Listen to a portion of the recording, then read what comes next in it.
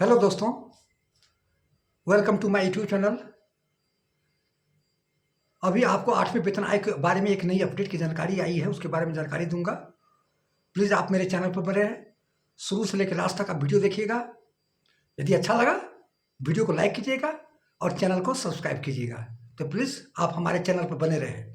तो दोस्तों, मैं शुरू करने जा रहा हूँ। बहुत खुशखबरी है।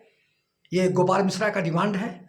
यदि गोपाल मिश्रा यदि इसका डिमांड को सरकार यदि पूरी कर देती है तो क्या है डिमांड, वो मैं आपको सारा बताऊंगा। तो प्लीज़ आप मेरे चैनल पर बने। यदि गोपाल मिश्रा का डिमांड है कि मेरे 3.6 फैमिली यूनिट किया जाए, तो यदि 3.6 फैमिली यूनिट को यदि सरकार यदि मान लेती है तो फिटमेंट फैक्टर बढ़कर कर 2.72 हो जाएगा। तो मिनिमम जो बेसिक पे होगा 18,000 से बढ़ के 49,100। इस सारा विश्लेषण आपको बताऊंगा। तो प्लीज़ आप बने रहे, अधूरा मत देखिएगा, पूरी वीडियो देखने का प्रयास कीजिएगा, तभी आपको जानकारी मिलेगा क्या है फैमिली यूनिट और कैसे एक्वायर्ड फार्मूला के अनुसार होता है। इस सारे में जानकारी दूंगा। तो पहले मैं आपको 7 पे कमीशन के बारे में आपको जानकारी दे रहा हूँ कि 7 पे कमीशन में एक डॉक्टर एक्वायर्ड फार्मूला का आधार पर किया गया था। उसमें 3 फैमिली यूनिट को इंक्लूड शामिल किया गया था। तो उसमें जिसको इंक्लूड करने के बाद और उसमें 125% जो उस समय डीए था 7 पे कमीशन में, वो इंक्लूड किया था। तो 18,000 रुपया बेसिक पे हुआ था, मिनिमम बेसिक पे। तो उसमें आप 7,000 से गुना कर दीजिए तो 2.57 फिटमेंट फैक्टर निकल के आया। तो डॉक्टर एक्वायर्ड फार्मूला के अनुसार किया गया था। इस बार भी 7 पे कमीशन के अनुसार ही एक्वायर्ड फार्मूला का इस्तेमाल होगा। तो एक्वायर्ड फार्मूला क्या है, इसके बारे में जानकारी दूंगा और एक्वायर्ड फार्मूला के अनुसार क्या क्या शामिल किया जाता है। एक्वायर्ड फार्मूला वो फार्मूला है जिसमें एक जीवन यापन करने के लिए मनुष्य को सारे चीज़ों का इंक्लूड किया जाता है। जीवन को एक यूनिट, जैसे तो 3 होता है, जैसे वाइफ और पत्नी, और आधा यूनिट बच्चे का। तो श्री गोपाल मिश्रा जी का कहना है कि माता पिता को भी शामिल किया जाए। कानून में भी बनाया गया है कि यदि माता पिता जिंदा है तो उसका खर्च उठाना पड़ेगा, वहन करना पड़ेगा।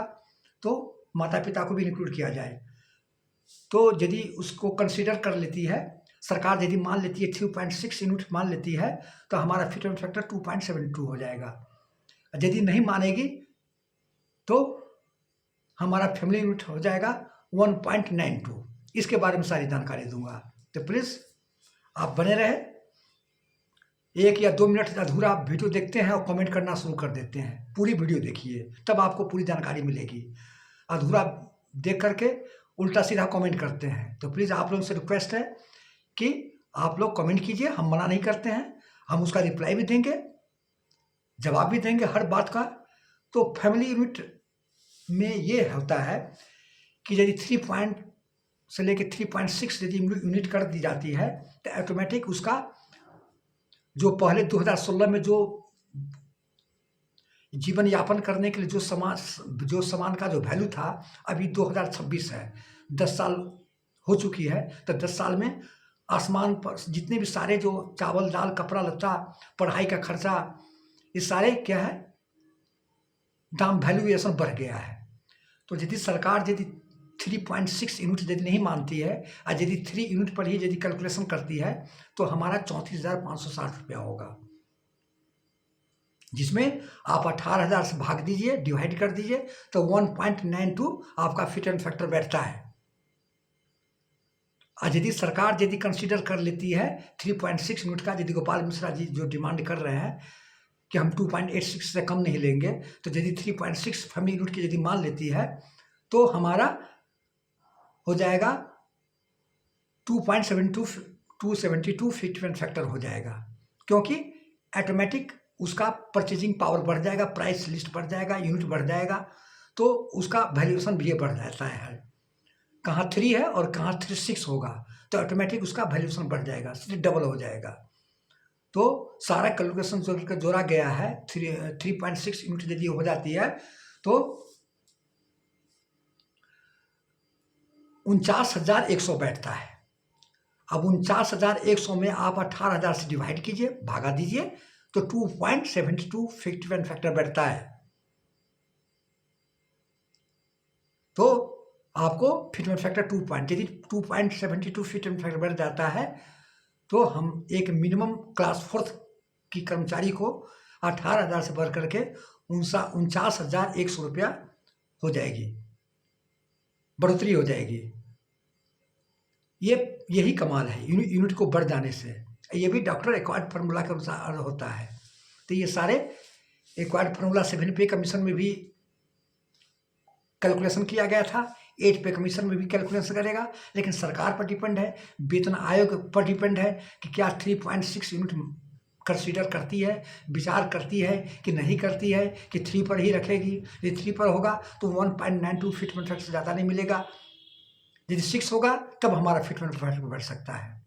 सरकार डीए भी मर्ज नहीं कर रही है। सरकार जब डीए मर्ज कब करेगी? 1 जनवरी 2026 से।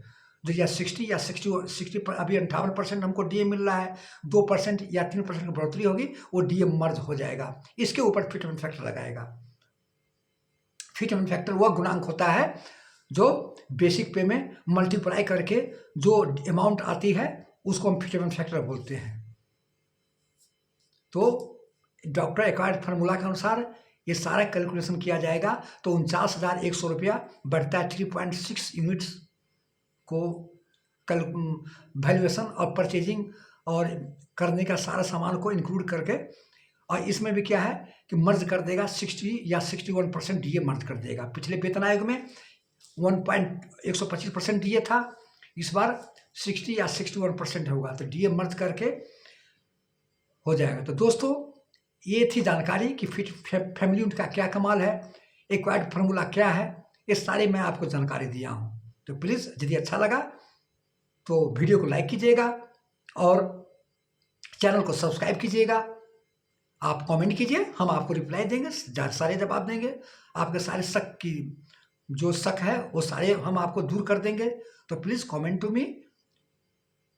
और इसके बाद ये गुड न्यूज़ है।